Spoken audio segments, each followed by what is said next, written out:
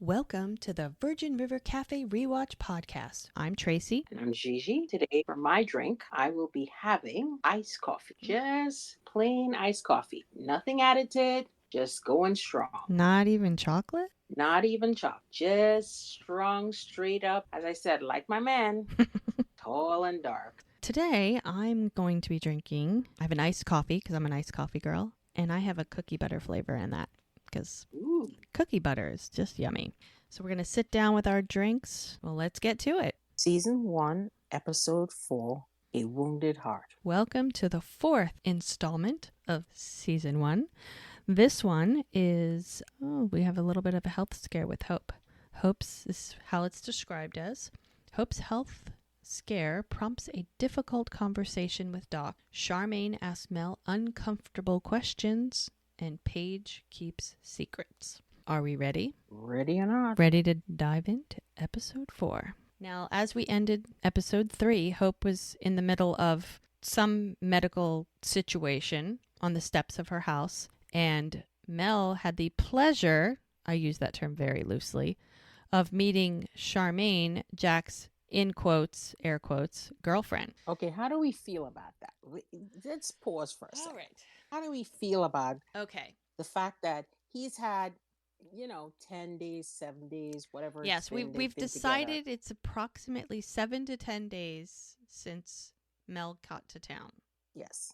How do we feel about the fact that in that space of time where they have spent every day together, and I'm talking in lengthy amounts of time, this is not like she's running to the bar. No, it's not like she's grabbing her coffee and leaving.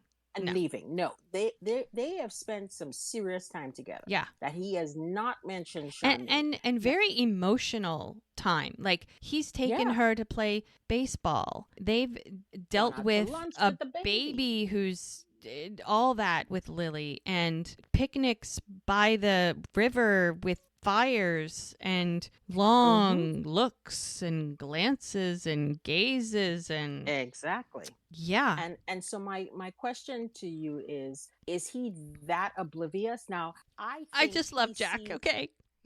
I don't get me wrong. But I think the thing about it is with Jack is that he sees Charmaine as a sleeping buddy, a friend, but he doesn't take, this is not the type of woman he would take home to see his mother. No, this is not I feel like this is not a serious relationship for him. Oh, no. At all. This is somebody he's spending time with until something else. I don't think he had, it seemed as if he had absolutely no clue that they were on their second anniversary. Exactly. Like that was news to him. Right. So he seriously does not. Now, I'm not making excuses. No. For him, No.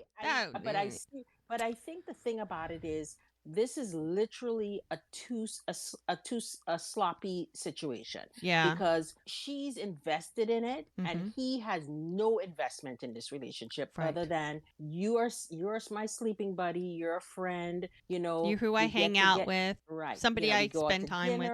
Yeah. Occasionally, and that's it. I feel bad for her in that sense because she does not have a clue about how he feels, and he is clueless about how she feels. Okay, can we just say that they clearly have not had any heart-to-hearts? Nope. In 2 years. No, like they've both made assumptions. Which you know what they say. Yep, assumptions make an ass of you and me. Yeah, I think that's right. I think this is the perfect example of two people who have made assumptions about each other and never clarified any details. Exactly. And I feel like he was fine the way things were. Like he would have kept going, and then she walks, just like the joke, girl walks into a bar. The bar. And that changed him forever. Exactly. Like he would have never even given it a second thought if he didn't. He would have just kept going. Like it would have been whatever. And eventually Charmaine would have said something, and he would have been like, okay. But that's not what we agreed on. That's not how we said this relationship was going to be, and that's the sad thing about that situation, because she has expectations. Yeah. And he doesn't have any expectations. None. Because if she said to him, "We're done," he would have been, okay, fine. And he would have dusted off like a duck with water on its back and kept going. Yeah. And even so if he had nothing to go to, I think he would have been like, okay, yeah, it was fun while it lasted, but that's cool. If you're not into me anymore, that's that's it. And I think she has a lot invested in this. She was in love with him, and I feel bad for her, but I do. But the thing about it is, they always say he's just not that into you. And the fact that she isn't aware of that also, and the fact that he's not also aware of her feelings, just tells me that there's trouble brewing somewhere along the line with this situation. And once Mel makes herself known, like once Charmaine is aware of Mel, that's when everything gets clarified. And people just start acting in ways that may questionable. We'll get there. We will get there. We'll get there. But I just wanted to clarify that. I think Jack should have. He may not have been fully aware of what he was doing because he just didn't care enough to pay attention. It doesn't give. I'm definitely not giving him a pass. Like, he could have done differently with this situation. He could have definitely acted differently, and he should not. After 2 years, come on, dude. Yeah, and the fact that Mel has opened herself up to him, and he didn't even mention Charmaine. Yeah. In that, I think honestly, did he even give it a second thought? Like, I don't think she was that important to him. Yeah, because the 2 occasions where she called him, they were both, the hush conversations. Yeah, that was absolutely Charmaine. Right, those were Charmaine. We know that now. And the thing about it is, at those points, when she called him on those 2 occasions, now Mel didn't call him out on it.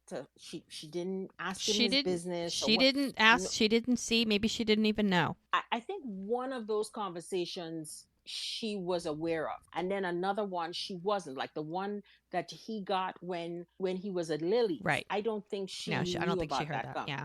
But the first one, she was aware of his phone call. But he didn't make it sound like, oh, it's my girlfriend, I'm trying to keep secret. Exactly. Like, it wasn't that. He didn't do that. But the point it could have been Preacher for all she knew. Exactly. And so, but we now know it wasn't Preacher. Right, obviously. Yeah. But the point is, somewhere along the lines, when they were talking about their lives. So many opportunities. He's not good at confronting. He's not good at, like, stepping up and saying what he needs. I mean, in some respects he is. He says exactly what's on his mind. But in other sense... He is clueless. He is absolutely or he just doesn't want to face it. It's like, if I don't say anything, maybe it'll just resolve itself. I think also he is conflicted as well. Oh, yeah. He is seriously conflicted. As far as he knows, she's married. So he's probably thinking, okay, untouchable. Like, I can't, I might be head over heels 100% in love with you. But if she's married, then I'm not messing with that. He's not going to do that. No, he's not. Because Mama raised him right. Right, but doesn't mean that he can't longingly look at her with those baby blues. Oh, yeah, all day long. All day long. He's just staring down to that woman. Yep. Like, oh, it's like a thirsty man in the desert, honey. This is a really fun episode. This is a fun episode. I like this one. Okay. Wounded heart. And it's funny because, wounded heart. Who's wounded? We're going to talk about that at the end. Who actually are we referring to at the end? Let's discuss. We'll discuss it later. Okay. All right. Here we go. So here we are. It's 3 days later. Wow, we actually know. It's now she's been in Virgin River all of 13 days, 2 weeks maybe. Yeah. And it seems that Hope has had a mild heart attack that she claims is just indigestion, even though Doc and Mel are like, dude, your EKG doesn't agree with you. 3 days ago, mild heart attack. And even though it was mild, if she wants to continue living, she is going to have to make some changes. And I love how Doc's like, okay, Nurse Hollywood, I agree with her. Nurse Hollywood. I love that. And he hasn't even called her by her name other than when referring to her in a conversation with the social service people. Yeah. Other than that, he has never addressed her and now he's nicknamed her Nurse Hollywood. I know. I think it's so funny. So she is like, I think it was indigestion. I'm fine. And they're both like, come on, you got to take this seriously. If you want to continue on living, you have to make some changes. And I love how she says, I wasn't aware that we had a heart attack, because the two of them are so involved in everything. And I love how Mel says, you've been getting all of your energy from stress and caffeine. She's like, well, how the heck do you think I run this town? She's not getting enough exercise. And of course, his reaction is, if she's flapping her gums, that's enough exercise. So Mel's concerned. I mean, it's funny how they didn't want to have it. He didn't want to have anything to do with Mel, but now Mel is like all up in everybody's business. She is there. She's like, I don't like you going up these stairs. We need to clean out your kitchen. You need to get the refrigerator situated. You need to have certain kinds of food. Hope is not having any of it. Not having it. No. She is not having any of it. She's like, Mel's like, no alcohol, no stress. And she's like, oh, that's a great idea, but I am not changing a thing. And Mel is like, look, you want to live, you got to adapt. Like, she's trying. And of course she looks at Doc like, you're the one that wanted me to hire her back. And all of a sudden, guess who shows up? Mr. Wonderful. Yes. And then there's the awkward, like a cold sweep just came through the room. Yeah, awkward. Of course, he's bringing food because Preacher made something special. I think it looks fabulous. I'd eat it. Yeah, she wants bacon, eggs, and cheesy potatoes, and Preacher made her a low-cholesterol, soy-based quiche. Oh, and she looks like somebody served her squirrel. I'm with her on that one. I'm sorry. It looked good. Quiche. It's cheese. It looked okay. First of all, you said the word soy and my stomach just curled. Okay. But you can't taste it. Soy can taste like anything. Come on now. No. I'd taste it. You're not good. Preacher is a good cook. I would taste it. Okay. Preacher made it. I'll give it a try. But all I'm saying, and I love what she says, don't touch my Velveeta. It's real cheap. Well, she was going to clean out. She says, I'm going to go clean out the refrigerator and take away everything that you're not supposed to have. I mean, that's pretty bold. Like I said, yes. Mel does not back down. No. Girlfriend is large and in charge. Like, she is there to do her job, and nobody is going to tell her different. And she is going to get the trash can, and she is going to clean out that refrigerator. Whether Doc and Hope like it or not, that's happening. She's taking the woman's Velveeta. What do you want from her? Maybe she won't take the Velveeta. She'll just take everything else. This is Mel we're talking about. I know. She's taking the Velveeta. I get it. She's taking the woman's Velveeta. Take my word for it. Okay? Yeah. Hope knows that her Velveeta is not coming back. And so if the first thing that Hope says when Mel walks into the kitchen and she's looking at Jack, what is with you two? And Mr. Oblivious, I just hope being with Mel, he learns to be less oblivious, because I think that would really help him. I think that's his only flaw, the obliviousness. Yes.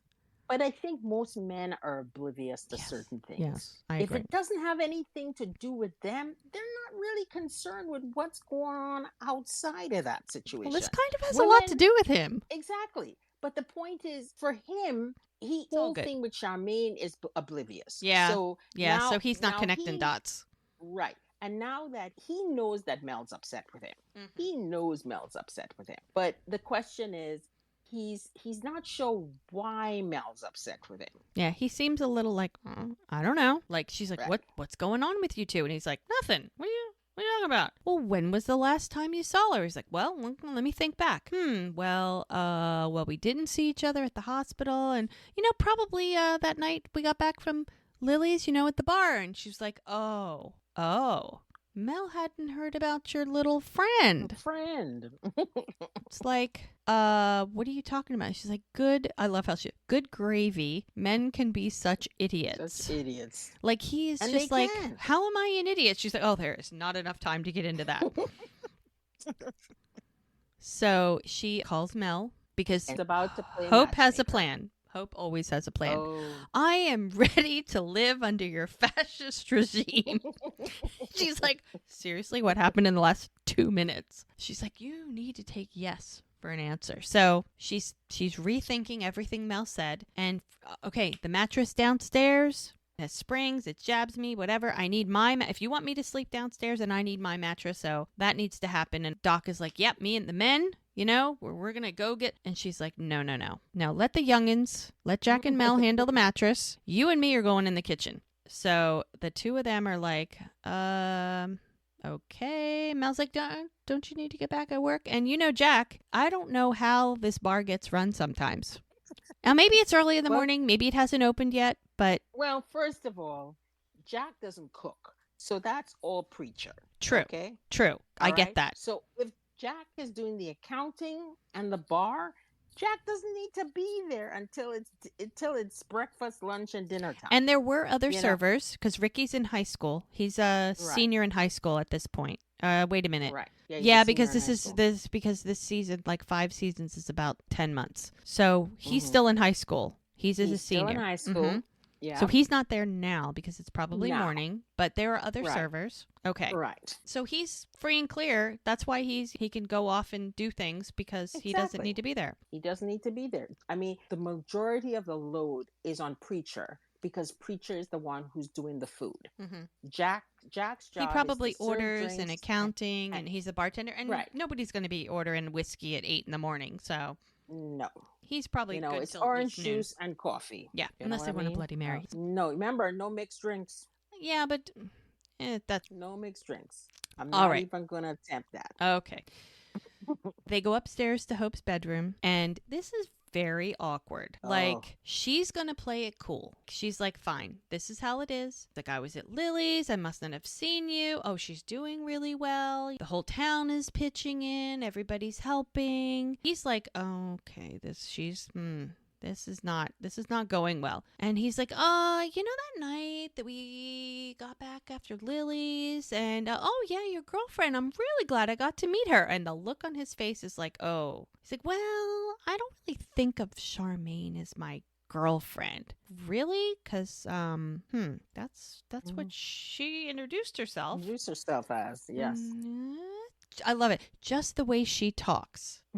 She's like, great. Yeah, but you're dating, right? And he's like, well, I wouldn't really call it dating. Like, what would you call it? And not even stopping. Like, she's moving sheets, she's moving pillows. She's not stopping. And he's like, well, we kind of see each other. And then they have to get this mattress out the door, which is hysterical. I mean, it's like Tweedledee and Tweedledum trying to get this thing out. And she thinks she can do this on her own. Of course. And he's like, okay. And she's like, you're not looking at it from the right perspective. And he's like, no, it's not going to fit through the door. She's like, no, doofus. I mean, Charmaine. And he's like, well, neither of us want to be tied down. And it's like, what? Well, she's like, she didn't seem like it was that casual. Well, why do you say that? It's like, well, because that's what she told me. And she's like, really? And when did you have that conversation? Oh, when we first met. We don't want to be tied down. We're very casual. And Mel, this is where the light bulb starts to flicker for him. Because clearly before this, he did not have a light bulb anywhere in the vicinity of his existence. And she's like, and when was that? And he was like, I don't know, a couple years ago, I guess. And she's like, wow, really? I mean, he like, then let's just talk about the bed. Let's just get the bed through. She's like, I got it. Just the two of them trying to get this mattress out is comedy. It's hysterical. Oh my gosh. So now we're back in the kitchen and Doc is sitting down and he wants to discuss the medical situation with Hope, who is not having it. No, she is. He still thinks she had heartburn, and that's she's sticking to that story. Mm-hmm. And he's like, you have to take this seriously. And she's like, I am. It's fine.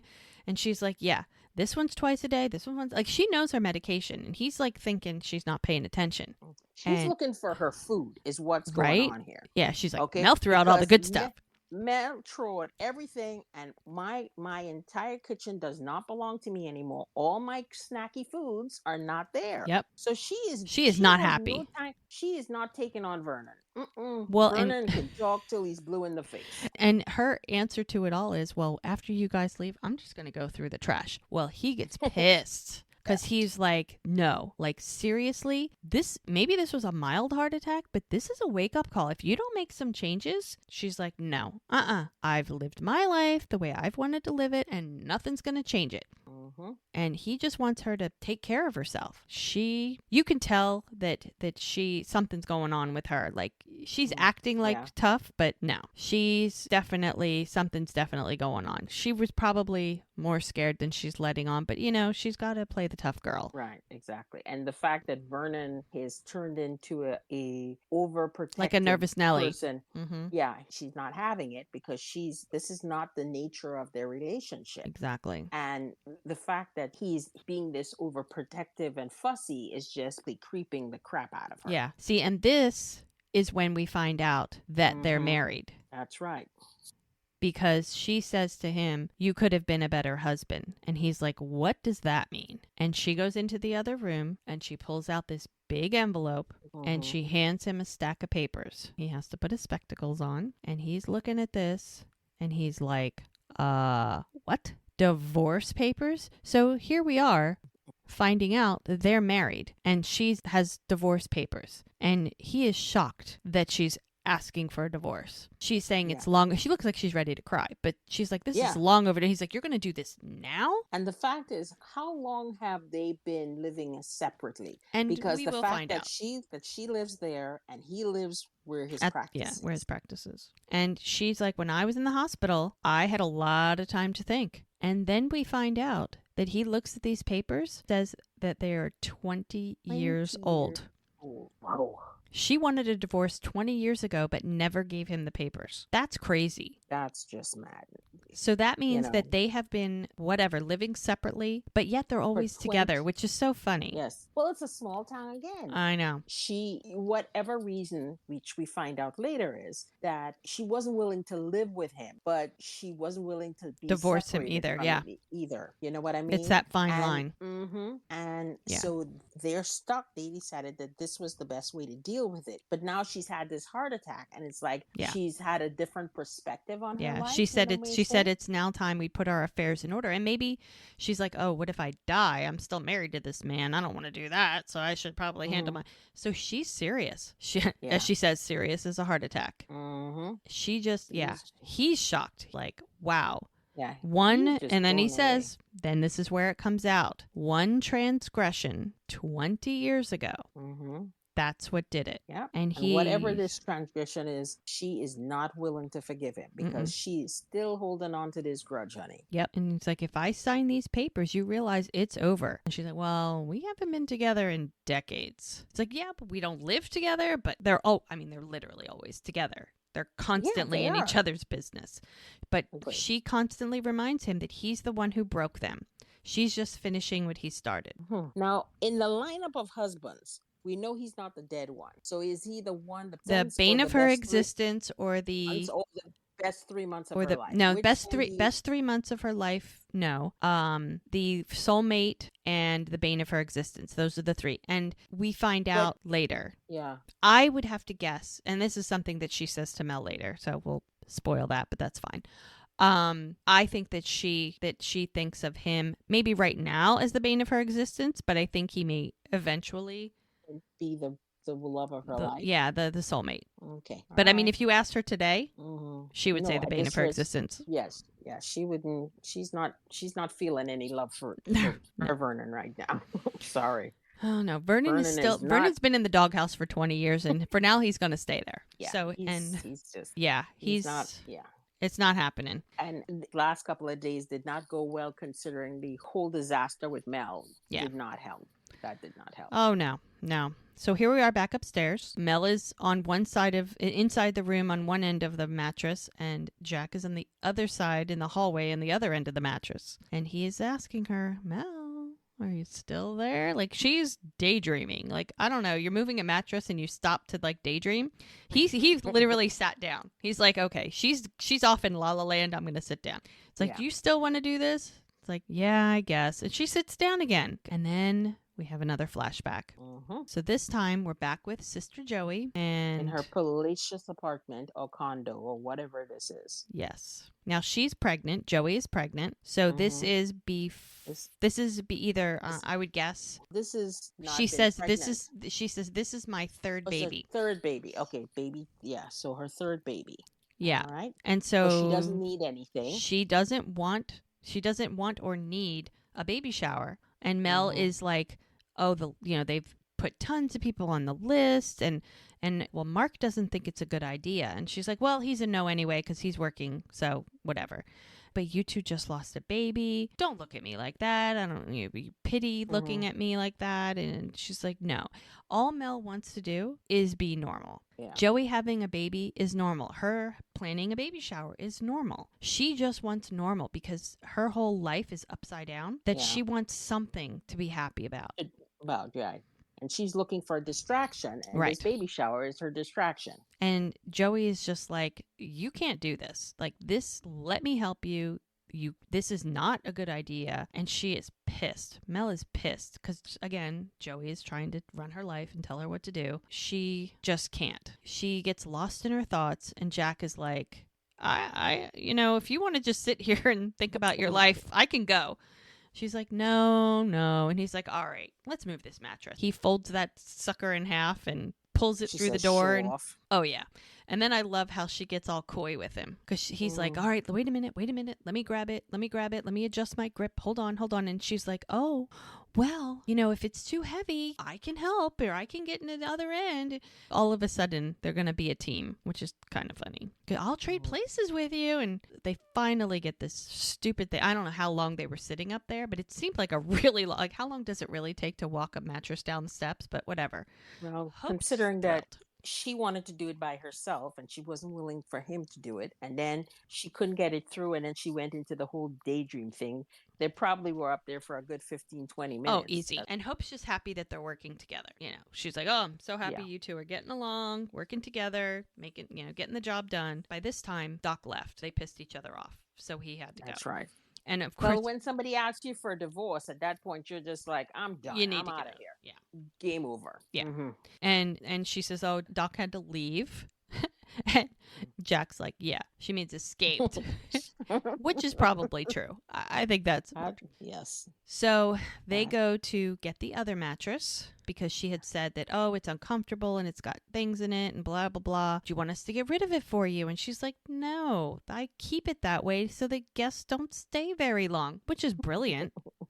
Yes. I mean, think about it. That's brilliant. It is brilliant. It's funny. So now they're working together. You push, I'll pull. Let's get it upstairs. Come on. And they throw this mattress on the bed and boom, Jack has some kind of back spasm. Yeah. He can barely move. Clearly something's going on with him because this has not happened. This isn't the first time this ever happened. He said once in a while, he just needs to sit. She's like, "Let me get something for you." And she leaves. Now, while she's gone for like a hot minute, because everybody has a flask in their boot when they need a little swig of something. He takes a little swig. That's not a little swig, honey. Well, that's several gullops there. Yeah. Let me tell you. And then we have a Jack flashback. Yep. And now we see maybe why his back is having a problem. Because he's on a stretcher and his guys are taking care of him. Obviously, it's a war zone and he's injured. And they're medevacing him. He's blood all over his back. They're medevacing him out of there. And people are left behind and people are trying to... All this stuff is going on. Now, while she goes in the bathroom to get a towel, he pops a mint. I'm thinking it's a mint. Because maybe he doesn't want her to smell the liquor on his breath. Oh, the alcohol, yeah. Like, is he really going to be that close? I don't know. No, you never know with these two.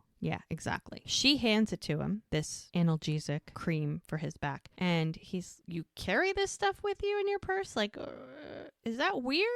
Yeah, it's kind of, I mean, she is a nurse. So, I mean, a lot of people carry, I carry stuff in my purse, but I'm a mom. So, oh, please. You got a Mary Poppins purse. I know. Let's just leave it at that. Yeah, I do.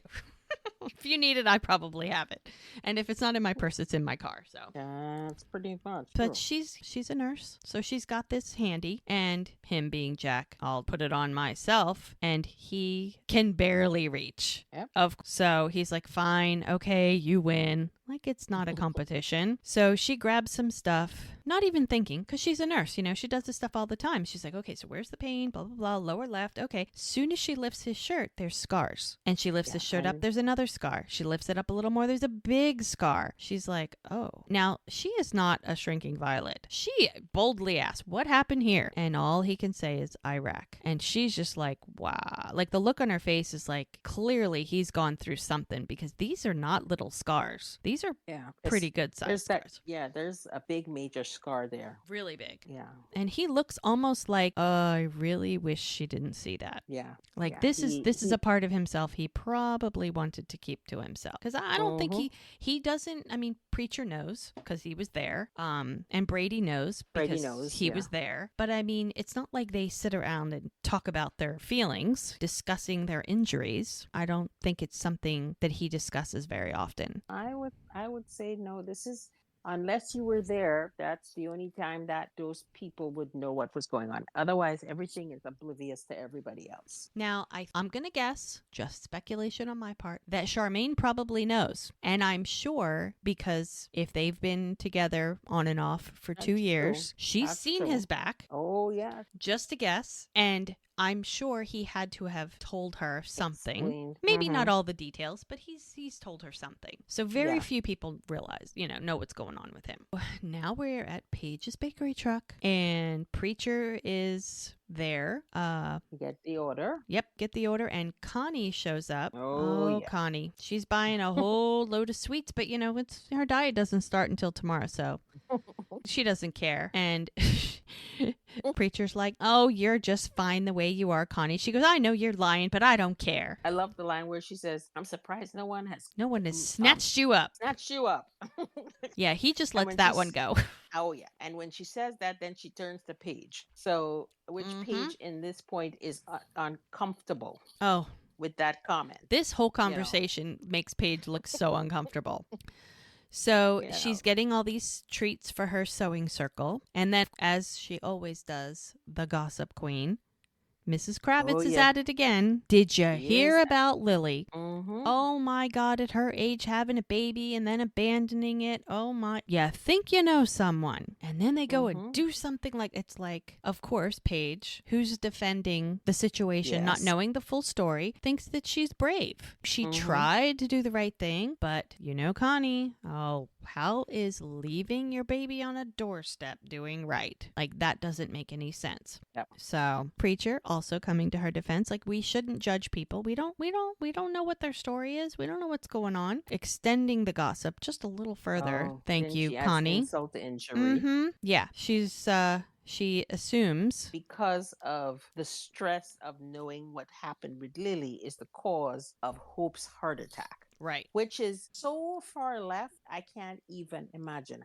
How is Lily's situation responsible for Hope's heart attack? You're giving Lily a lot of power there, but she's making the assumption on that whole situation, which is what I think a lot of what she does is in that situation. Yeah, she just, it's stirring the pot. She said her niece was getting her hair done over in Clear River. People are talking, and you heard from one of the ladies who's a client, and obviously heard it from Jack, and and Hope is a ball of nerves. Paige just can't get her out of there fast enough. And then she has the gall to give her a tip. And why? Because she wants to give a little extra for Christopher, her son. That sweet boy. Bless his heart, he doesn't have a daddy. He doesn't have a daddy. Really? And Preacher is just like, oh my God, she means well. And Paige is like, does she now? Does she really? I love Paige's comeback on that one. That was brilliant. Yeah, it's so funny. Yeah. All right, so now we're back at Hope's. And there's a knock at the door. Hope is clearly sneaking some treat she's not supposed to have, but whatever. And she answers the door, and it's Charmaine. Now, these two are clearly not friends.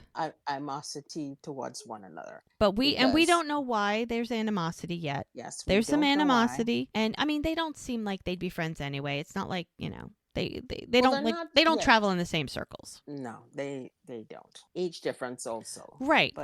Besides that point. So she snags the flowers out of her hand. How nice of her to bring her flowers. And she's like ready to shut the door. And she's like, but wait a minute. I have, drop biscuits stew or whatever she has. What is it?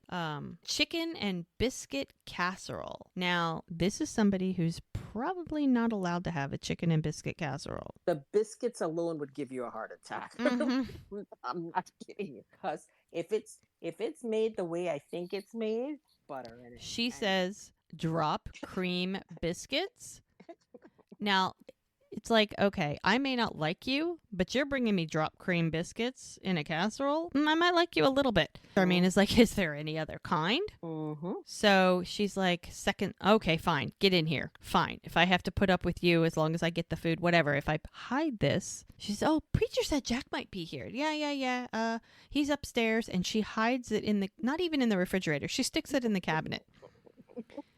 Oh my gosh. So Charmaine, trying to make idle conversation, is like, preacher said Jack was here, and you got a good man when he just pitches in without even asking. And Hope is giving her such a look. That look. Ooh. She's like, yeah, I'm just gonna go upstairs and look for him. Like, she's Charmaine is so uncomfortable. Like, my question is this: why are you going upstairs in somebody's house that you know doesn't like you to begin with? Just because Jack's upstairs? Okay, let's back up a little. When they ran into each other, when Jack and Mel were at the bar, and Charmaine walks in and introduces herself to the girlfriend, you couldn't not see Mel's look, the look on Mel's face. Charmaine saw it. Right. She clearly had been hearing something. There's no way that she didn't know that he's spending all this time with this new chick in town, right? Yep. So, of course, she had to make herself known, okay? Okay. Now, my thinking is, she's like, okay, this chick is horning in on my territory. So I've got to, even if I don't like this woman, I gotta be where my man is. Because how else am I going to hold on to him? But my question is, does she know that Mel's there? No, it doesn't matter. She just has to be around him. And if wherever he is, she's going to be, right? I see. Mm-hmm. I mean, obviously, it's a bit of a shock. Oh, yeah, because she wasn't expecting to see Mel. So she's like, he's not expecting me, so just going to say hi. And there's Jack, and she's like, oh, hey. And he's like, I love the look on it. It's like deer in headlights. Because, okay, he knows he's wrong, even if he didn't mean anything by it. I mean, granted, him and Mel have not done anything. He's been nothing but a perfect gentleman. He's helpful. He's hanging out. He's showing her around. Okay, it's a bit much. Mm-hmm. He's got something for her, but he's not acted on it. He's not crossed any lines. He's not, no, he hasn't. And no one could say even if they were not exclusive doesn't matter. He hasn't cheated. Maybe. No, he hasn't. No. He's cheated in the sense of emotionally, because he feels things, but but he hasn't acted on anything. No, he hasn't. He's been a perfect gentleman. He's helped her out as best as he can. And everyone else, by that way. That's true. That's who Jack is. Jack is always there for the people in his community, and they love him for it. Mm-hmm. And Hope has a very special attachment to Jack. Oh, yeah. She sees Jack sort of like a son. Right. Right, definitely. So I mean, everybody in that town seems like family in some respect. Mm-hmm. That's right. So he sees Charmaine, and the look on his face is oh my God, it's like deer in. He's like, all I could think of is he saw her and went, shit. Oh, damn it! Because in about 3, 2, 1, he's like, hi, Charmaine. Did I forget to mention Mel's here? I love Hope. She was holding on to that one. And the fake smiles. There's so many fake smiles in this conversation. It's bad. Charmaine is like, oh. And Mel's looking at Jack, and Jack's looking at Charmaine, and Charmaine's looking at Mel, and everybody's looking at everybody. And the only person who looks contented is the woman. She looks like the cat who swallowed the canary. Oh, yeah. She is. Hope is the only person who's comfortable here. She is loving this. She is in her element. She's in her element. Oh, yeah. She is loving this because you can tell not only does she not like Charmaine, she is willing to dig the knife in to make this as uncomfortable as possible for Charmaine. And that just doesn't stop. It gets worse. So, yes. So Mel is like, oh, hi. Well, I'm just going to go, put these blankets and pillows down, and And Jack is like, with the uncomfortable smile. Yeah, he does. Yeah. He's got a few places where his uncomfortable smile. And if you know him well enough, you should know that that's an uncomfortable smile, unless you're like oblivious that you don't realize that that's what he's doing. But yeah, he's very, very uncomfortable. He is not thrilled about the whole situation. Oh my gosh. Okay, so we're back at Jack's bar, and Preacher's serving up some yummy food, and Paige walks in, and they're having a little chat, and this is where we sort of get a little hint of what's going on with Paige. He's working on some math chapters. He can't do anything until he finishes, and Preacher's like, I mean, have you thought about enrolling him in like regular school? And, because I hear that, our small town, but our school's pretty good.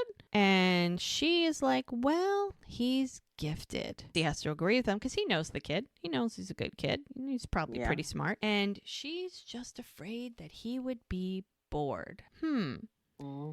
It's like she probably rehearsed that. By standard curriculum, he'd be bored. I don't know. He just kind of lets it go. And then there's these guys who are playing pool, and they're just getting a little rowdy. And she gets a little nervous, but he's like, it's just blowing off steam. It's fine. He gives her some food. He gives away a lot of food. Sometimes I wonder how they make any money, because he's constantly giving away food. That's on the house. Here you go. Try this. But whatever. I guess when they have the lunch rush, that's where they're making their money. Maybe it's breakfast. Maybe the lunch rush hasn't happened yet, but they'll make it back. Yeah, I'm sure. Yeah, I guess so. Well, and keep in mind, this is the only place open after 5. So this is the only place that serves food, period, in this town. Pretty much. They do talk about a couple other places, but you never see any, and except for Paige's truck, you never see anybody eat anywhere else. Very, very rarely. There's a few places, and some of them are further away. Yeah. But in town, very few places to eat. Paige is heading out. Preacher's like, just like I promised, I'm settling our last order. It's cash. And she really appreciates that he's still doing that. And as she's leaving, she bumps into a lady, and it's like, oh my gosh, I'm so sorry. And she helps her pick up everything, and she looks at her like, what? Michelle, I haven't seen you since college graduation. Oh my gosh. What does Paige say? Got the wrong person. So I'm sorry. My name is Paige. And she was like, oh my God, you look exactly like somebody I knew. And they went to BU, which I believe it's Boston University. And she can't believe, she's like, oh, definitely not me. I never went to college. She's like, oh, I'm so sorry. She can't believe how much she looks like her, Michelle. And she's like, well, maybe you can help me. My husband's lost. He refuses to ask for directions. We need to get to this road. And Preacher overhears it, steps in, gives the woman directions. Second stop sign, blah, blah, blah. You can't miss it. Oh, thank you so much. She just looks at Paige and is like, wow, it's uncanny. Can't even believe it.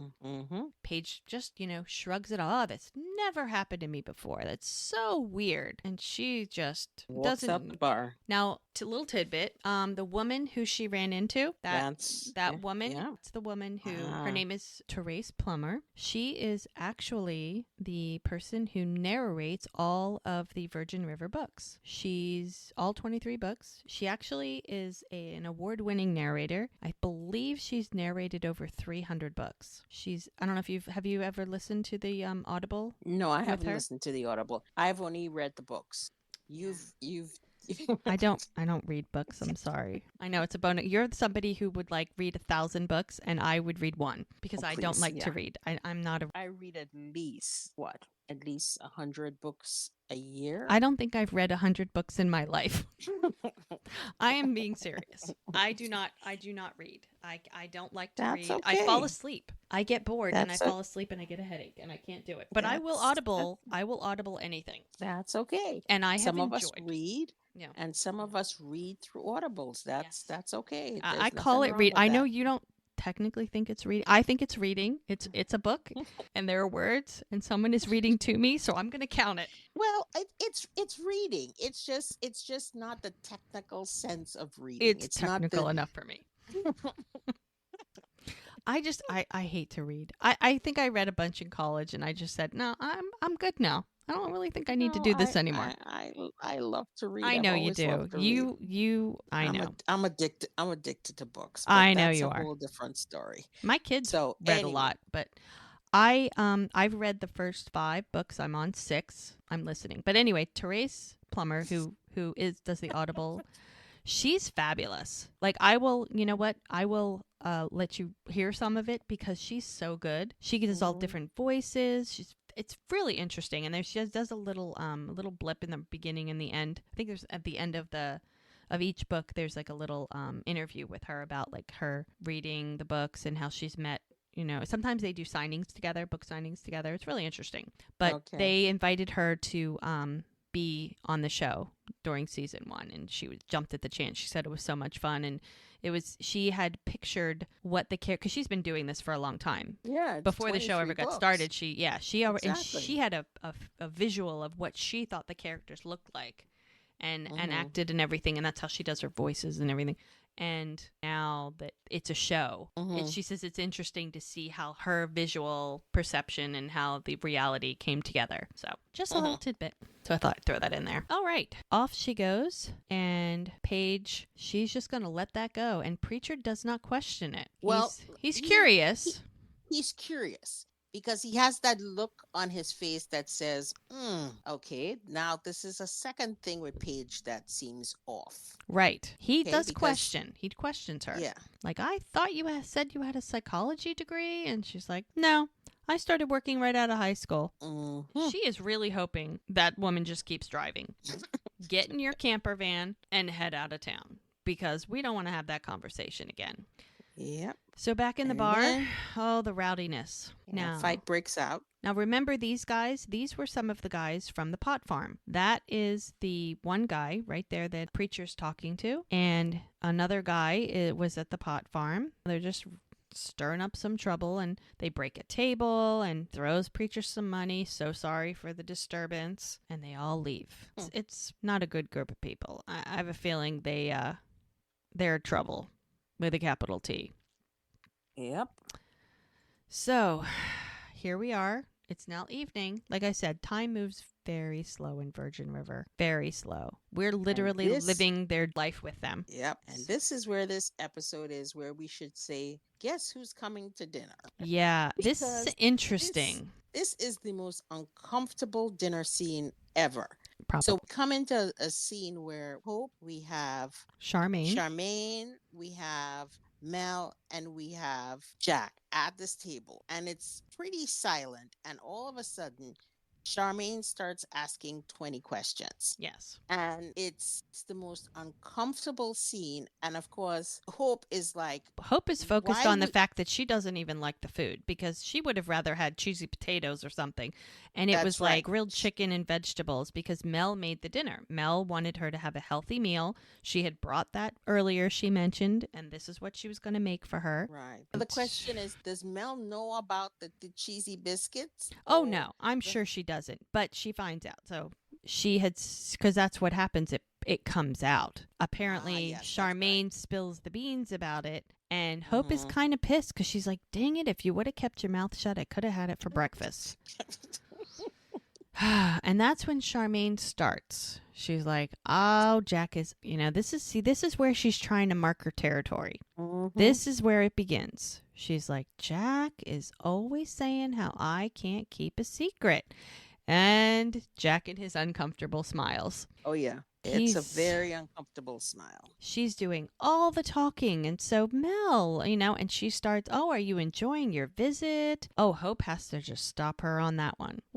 She's not visiting. She moved here. She's working with Doc, which here is Charmaine like, oh, she's just passing through. This chick's going to be gone soon. I can get my man back. Oh, no, honey, I'm sorry. Nope. Hope's like, she's a nurse practitioner and she's working for Doc. And then Charmaine with the uncomfortable smiles.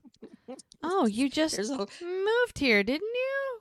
And there's a lot of uncomfortable smiles. God, I think everybody at this table is uncomfortable. No, everybody, the only Hope. Only person who's not uncomfortable is Hope. Yeah. Because Hope is the person who started this. Hope is like poking the bear, beating the bee's nest. I mean, she is all over this. She's loving it. Between the bedroom scene with the mattress and this dinner scene, oh my God, this is Hope all over. She's loving it.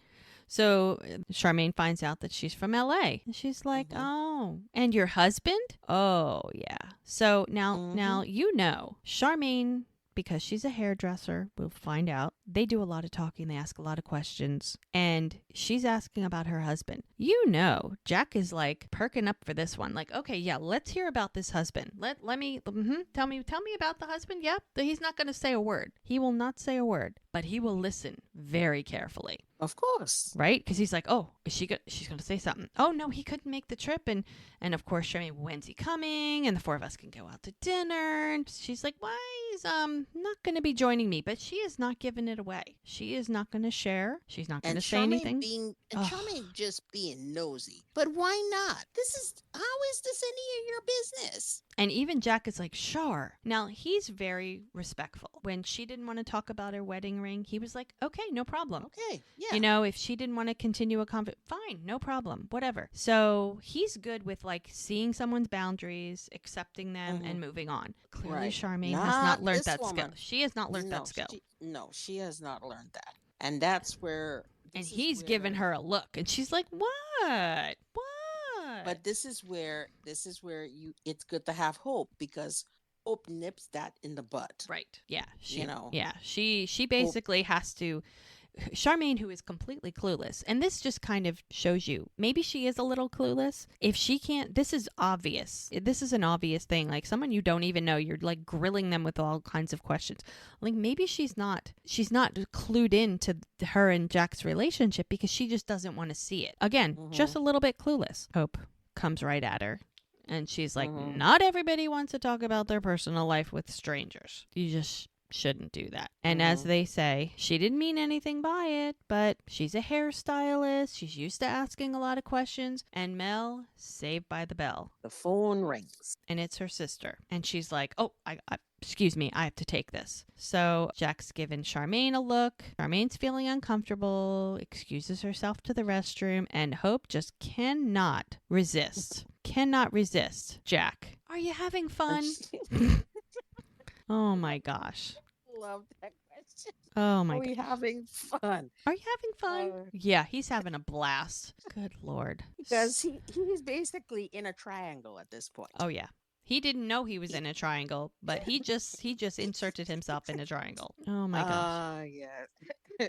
So Mel excuses herself and she's on the phone with her sister. Now, again, it always starts off nice. Yes, it does. So we get a glimpse a little bit about her sister. She's married. She's got the kids. Apparently, and I love her comment about she can crate the dogs. Why can't you crate the kids? It's pretty funny. So Bill is her husband. She left them with Bill to go to the grocery store, and I don't know, he was on his computer, whatever. They got jacked up on sugar, which is funny because kids will do that when you're not watching them. So again, we get a glimpse into the wonderful internet of Virgin River because she can barely hear her. Reception is horrible. It's like, so she has to explain that she's having dinner at Hope's house with Jack and his girlfriend. And this is where it's like Mel is probably the first time she's addressing this situation. Like she saw that he's got a girlfriend because she met him, but okay, well, is this the guy you've been spending time with? He didn't mention anything. It's a secret girlfriend. Okay, well, it's not really secret if you're having dinner with her, so. And that's why she even says, well, wait a second. You've been spending a lot of time together. Yep. And then it's like she almost doesn't pay them. Well, I guess. I mean, he never mentioned anything. I mean, he said it was casual. He's just being nice. I'm new in town. Like, she's not, whatever's going on with her, she's not even thinking that he's pursuing her. I think she's just oblivious at this point. I mean, she's looking at him like, because he's cute. You can't help that. But I think she's kind of oblivious. Like, he's just being nice to me. I'm new. I don't know I don't know anything around here. He's just helping me out. Is she saying that to make herself feel better? I think she really feels that way. Okay. That's my opinion. I just think she's like, he's just a nice guy. Like, look at how he is with everybody. That's true. Jack is, right? He's like, he's the mayor. He's a man among men. Yeah. He's running to help Lily. He's running to over here. He's fixing up the cabin. It's like he's everywhere. It almost doesn't surprise me that he's jumping to help her. Now, the fact that she's nice looking, that's just a bonus. That's true, but so, still. I don't don't know. But I just think that she's not reading into it at this point. Joey asks her, well, why is she asking about why does she even know about your husband? And then it comes out. Comes out about the ring on her finger. She's still wearing her wedding ring. And this is where things get interesting is the conversation always goes down. I mean, she's being very supportive. She's like, maybe it would help if you talked about it. I mean, honestly, there's no rules in the way people handle things. Now, we don't know what the things are yet. We don't know what's the situation with the husband. Right. We only have half the story so far. All we know is the husband is not there and he's not coming now. Now we know he's not coming. Right. Well, maybe you should talk about it. But she doesn't want to talk. I got to get back to dinner. She's like, she always wants to get off the phone with her. She's like, I got to go. I got to get out of here. Well, at least this time she didn't hang up on Right, or throw the phone. Okay. Oh, my goodness. That's a good thing. Now, by the time she comes back, where is everybody? It's Jack and Charmaine, and they're leaving. And he's very nice because he's Jack. He's going to drive her back. She had a friend drop her off. Yes, exactly. Now, Clear River is an hour away. So what kind of friend is going to drop her randomly off at this woman's house, hoping that Jack is there? I don't know. Remember, she said she stopped off at... she's been around looking for him. Right. So she stopped off at the bar. Yep, and that's when Preacher told her. Yep. And remember that Hope doesn't live far. It's down the road, like everything else. Everything else is right around the corner. Just take a left. So yeah, she may have had a friend drop her off at Jack's bar because that's where she was heading. And then with the biscuits, and she figured she and Jack would walk over to Hope's and give the biscuit casserole together. Exactly. And then Jack would drive her back home, because she's hoping that Jack gets to spend some time with Jack. Right. That's her goal. Spend time with Jack. Because I've got to mark my territory because just in case this chick is in, that's why she had to talk about the husband. And now you're married, and she's got to make it known that Jack, this woman is taken and you can't have her because you have me. Well, how nice of her to do that. Hope is can't wait to get Charmaine out of there. Hope does not want help doing the dishes. You guys can go. Have a nice night. Bye-bye. Like, she couldn't get them out fast enough. Are you sure we can? Oh, no. I am perfectly capable, she says. Jack, if you need anything. Oh, yes. Yes, I'll let you know. Not going to let Charmaine know, but I'll let you know, Jack.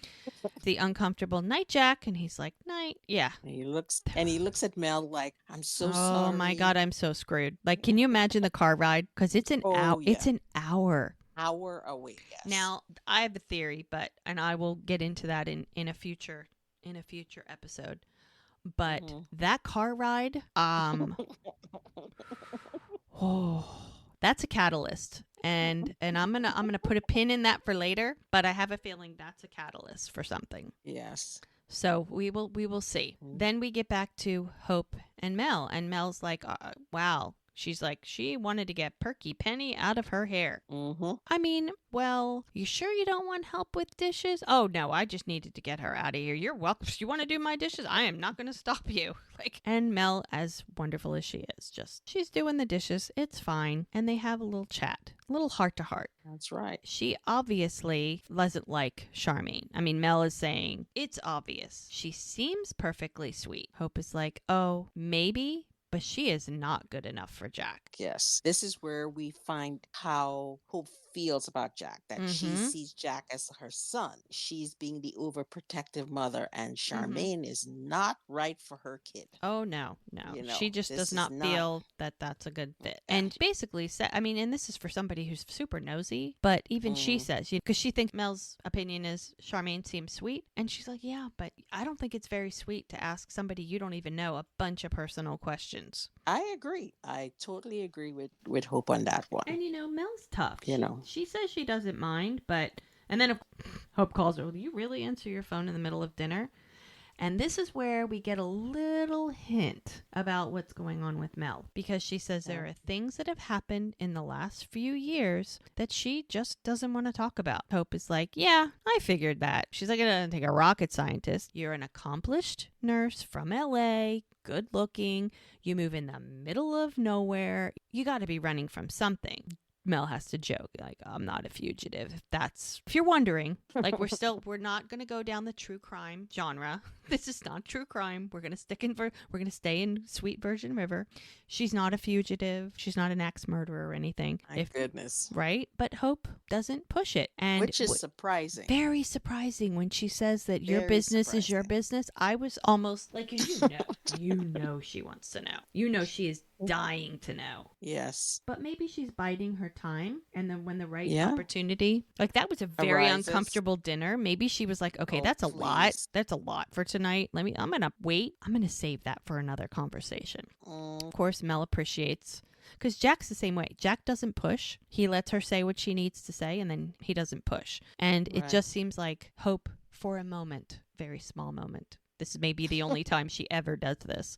She doesn't push. Yeah. So Mel appreciates that, which is nice. Being the motherly type, she has to give some advice. And she's kind of, I think it's good advice, but it's good. Actually think it's very good advice. And I think she's just looking out for her, because I think she really, from the beginning, she's appreciated who Mel is. Like, she's strong and she knows what she wants, and she's moved by herself. She's done all these things, like, just from what she knows of her. She appreciates her. I don't want you to miss out on life because of that. So she shares, I think if you focus on protecting your heart, you can avoid a lot of pain, but you can also end up living half a life. And I'm going to tell you this because I should have taken my own advice. Mm-hmm. Yeah. And Hope is almost in tears. I mean, she literally has to turn around and like collect herself, because that's a lot. And Mel is just like, oh, like, interesting. Hope, she comes back. What do the two gals need? Fred Astaire. Fred Astaire. So Mel is just like, okay, well, I got to give this some thought. Like, she's clearly got something going on. Now we have another flashback while she's finishing the dishes. So this is Mark and Mel. She's coming in with some wine, and they're sitting down to watch a movie, and she's super excited to see Die Hard again. And she's probably seen it about 8 or 10 times at this point. Oh, yeah. Well, it's his turn to choose the movie. That's what he picks. He always picks Die Hard. Right, because it's a classic, of course, Mm-hmm. I mean, I still say it's a Christmas movie. It's not a Christmas movie. It's Christmas enough. And yes. she, it's a classic, but his definition of classic is flawed at best. Mm-hmm. So he said, fine. You can pick something from my queue. She's like, no, it's your turn. He's like, no, it's okay. You can. So he starts pulling up the recordings. The Big Wedding, Wedding Crashers, Royal Wedding, Muriel's Wedding, like all these wedding movies. And she's looking at him like, have you lost your mind? And then the personal favorite, The Proposal, hands her a bowl of popcorn. And she's digging in it. And what does she find? An engagement box. And she's like, are you proposing to me? No, I just really want to watch a Sandra Bullock movie. And he takes it out of her hand. I mean, okay, I have something to say about this.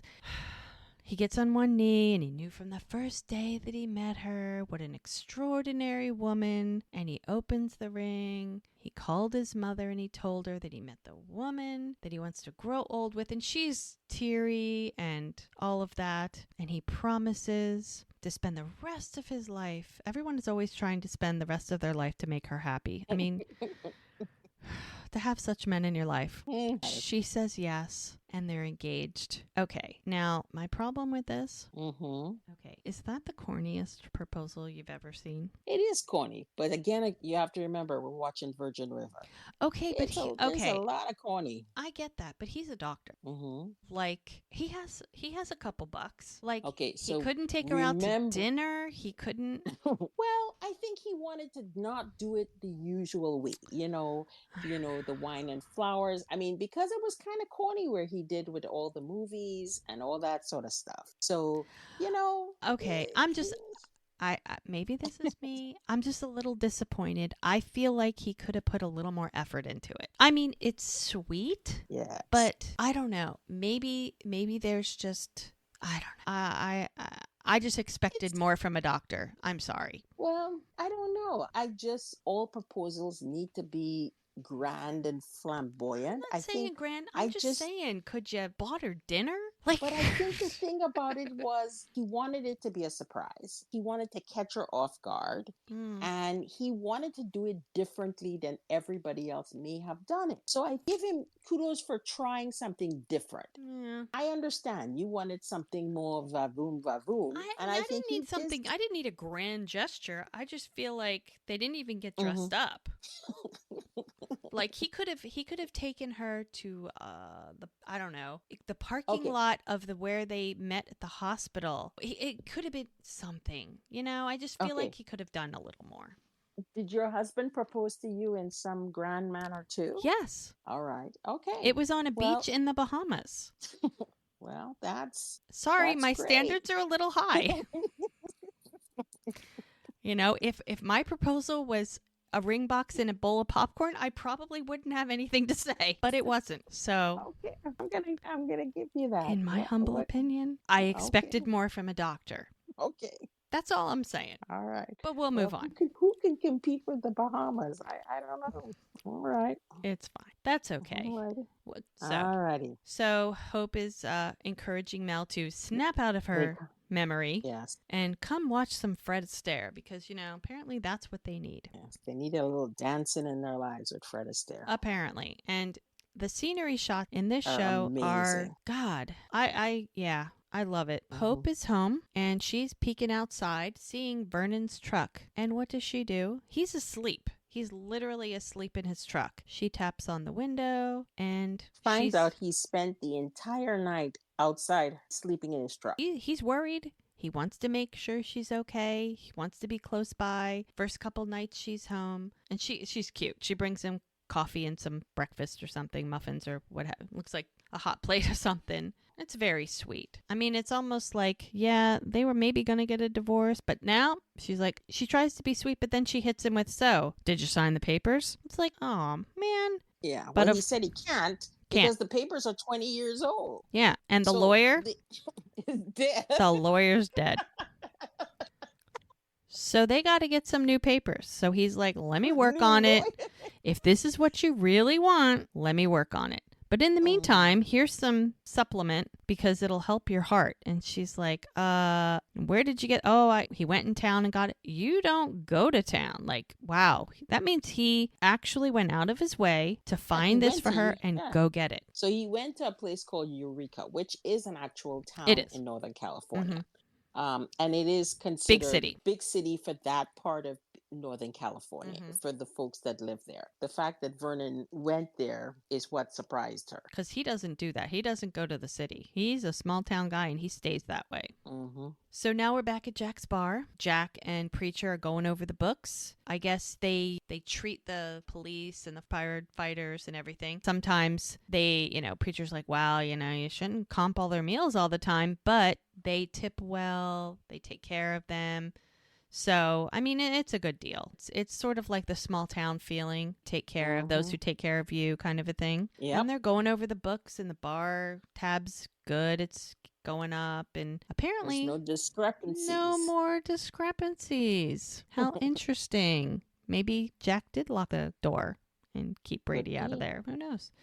So we asked to see Brady. Brady comes in. Jack gives him a couple bucks. He's like, payday. Baby day was Friday. But he gives him some money. He's like, look, I appreciate you're working hard. Here's a little extra. If you ever need anything, I'm here for you. Whatever you need, I'm here for you. Because he's trying to keep him on the straight and narrow. I mean, this is a kid who clearly has some problems. He's gone down the wrong path. He gets himself in trouble. And he just wants to try and help him. Preacher gives him a side eye because he just... Preacher can't trust him as far as he can throw him. Exactly. And he's good for a short time. Yeah, Preacher doesn't believe it because it's short-lived. He feels like this is only going to be short-lived. It's not going to last. Yeah. So in walks Mel and running. She's running and he's like, please explain to me how running can be great. Because he's like, how are you doing? Great. And of course, I mean, it makes sense. She used to run on a treadmill that projected pictures of the forest, but now she runs in an actual forest. He appreciates that. He plays baseball. He's an outdoorsy kind of guy, I assume. He lives in Virgin River. He gets the forest. He just doesn't get the running. And I have to agree with him there. Right? Okay, me too. Like, I'm sorry. No, I can't run. I don't want to run. I don't even want to think about running. No. I don't want to run either. No. Yeah, my knees would not appreciate the running. No. But okay, I get the forest. I agree with you with the forest, but the running, you can have that. So she's a runner, so that's fine. And this now, Mel does not hold back. She doesn't pull any punches. She's not going to tiptoe around the tulips. No, she hits it hard. She's like, so last night's dinner was interesting. Yep. Oh yeah, and he's like, really? And what is he doing behind the bar? Wiping glasses. Oh, Jack. So it's a way to keep him distracted. And wondering, and you could tell she's just digging for information at this point. She's like, okay. Did Charmaine have a good time? And he apologizes about the questions because she can handle it. She's tough. She's like, oh, don't worry about it. I'm fine. But see, then he's like, yeah, I know. That's what I like about you. So as soon as things get a little uncomfortable, somebody changes the subject. Yep. And she hits it with, I was wondering, how long is it going to take me to get to Myrtle Farms? Now, this is a very capable woman. I am sure that with proper directions, she could get almost anywhere. And if she had a working GPS, yes, she would. That's true. The GPS could be a problem, and you could wind up in Never Never Land at this point. So, okay, I'll give you that. So, of course, he's like 40 miles away. Like, the reason she wants to go there is for Hope. She wants to get her some organic produce. That's where Preacher said the best is. I mean, that's kind of going a little out of your way. I mean, doesn't Preacher have a garden in the back? Table? Exactly. Now, his might not be organic, but does she need organic? I think Preacher's, everything we know about Preacher, it's organic. I'm sorry, it's okay. But the thing is, what's back there is only enough for the restaurant. Probably. And not enough for Hope. Yeah. So maybe. I think that's why I think she's going out. And maybe there's other options, like a lot more variety or something. Yeah. Because it's a farm. I mean, it's a full working farm, so I'm sure. Yeah, it's a farm with a farmer's market. Yeah. I think that's the thing. So she wants to go get some things for Hope. And she doesn't know where it is because she's like, well, Doc's going to go with you. And I'm like, no. Well, and this is where he's like, oh, well, he's almost like talking her out of it. Well, the turnoff is tricky and it's been raining and the roads and you might miss it. And now you should probably have a local take you. And it's funny, the two, it's like they're having a conversation about something completely different, but yet they're having this conversation. This is not the internal conversation. This is the internal conversation is, I need to be with you because I don't want to be with anybody else. You understand? But I don't want to tell you that, and I'm not going to pretend that that's not what's going on, but that's what's going on. Yeah, exactly. And look at the smile on her face when she says him that too.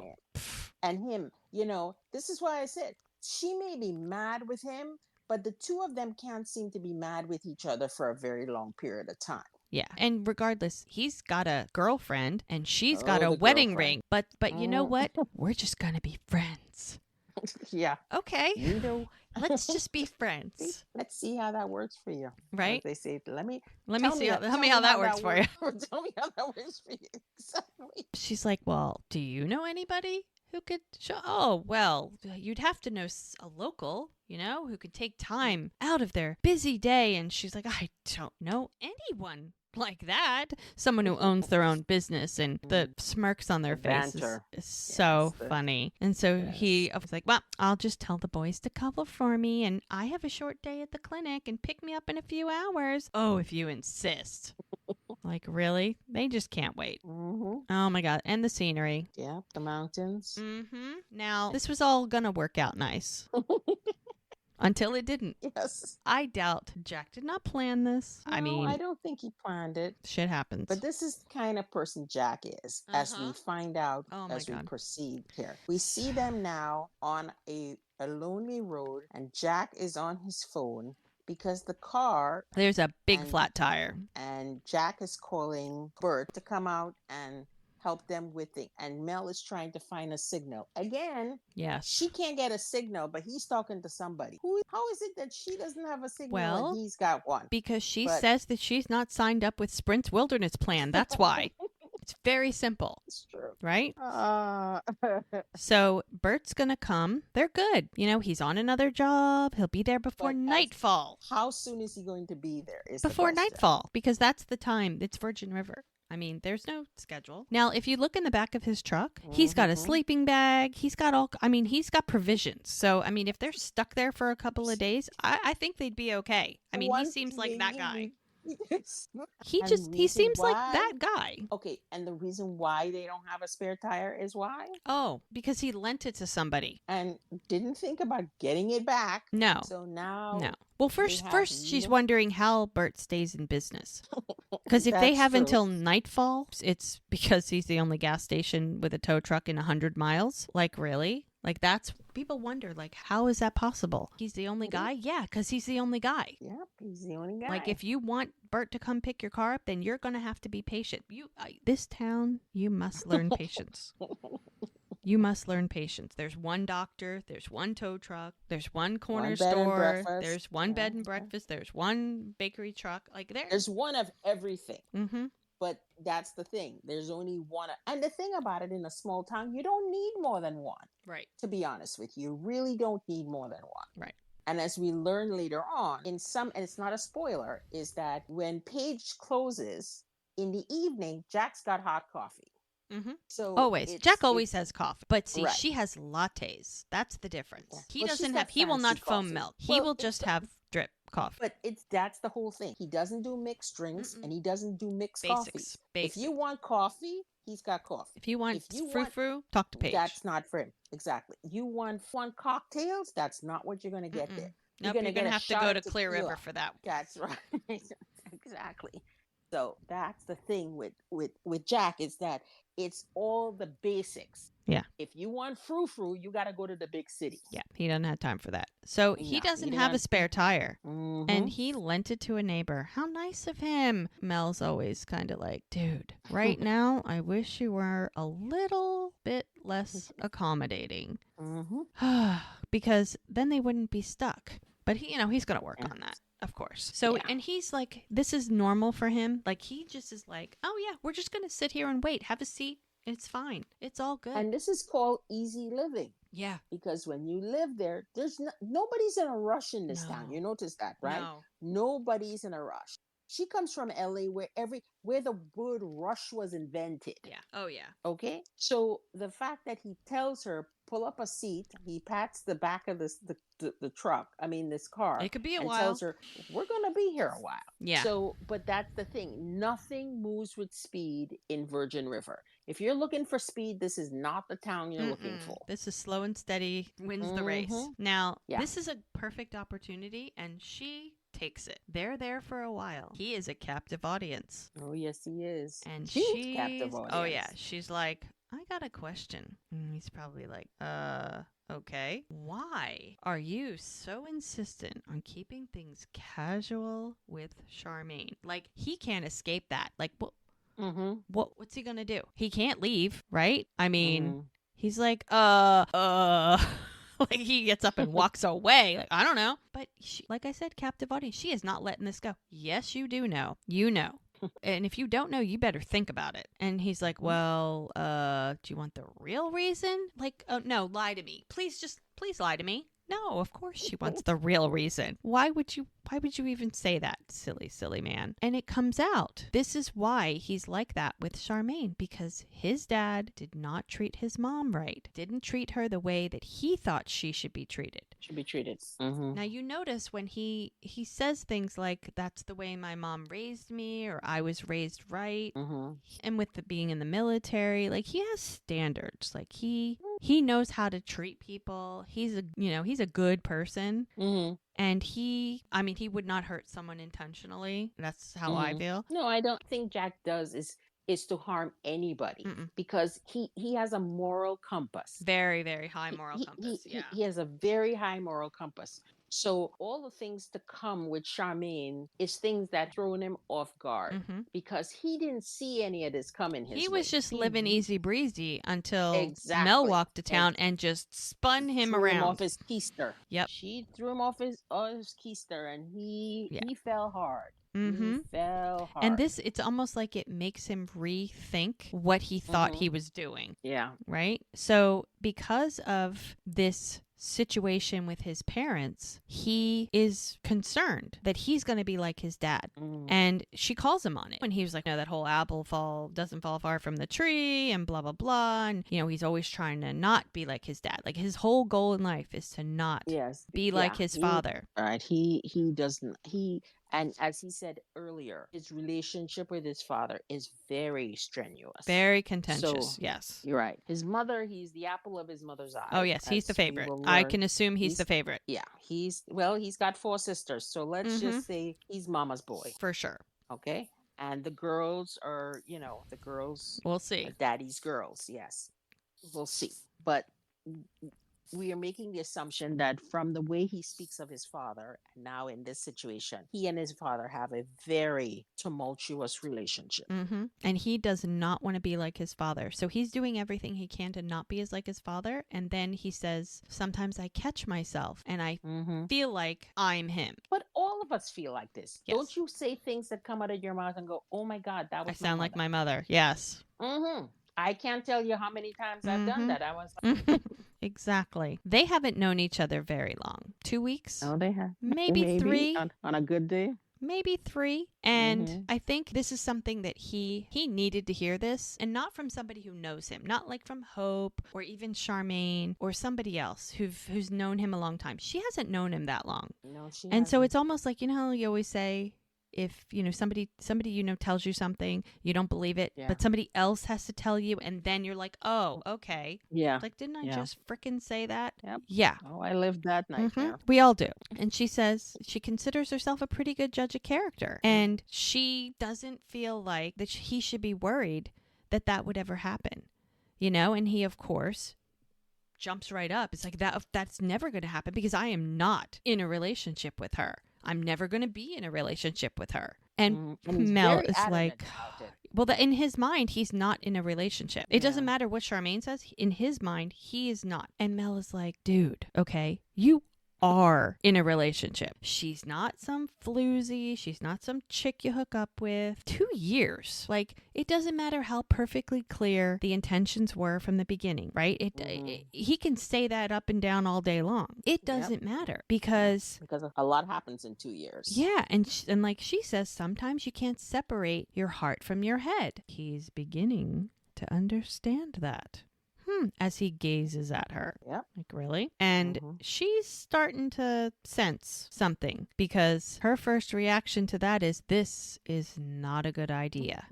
I do not want to get in the middle of anything. Like, I'm not about to be a triangle. And I was like, you're not. And she's like, well, at dinner last night, were you not at dinner? Did you not sit in the... I mean, besides Hope, she was not part of the triangle, but there was a clear triangle happening there.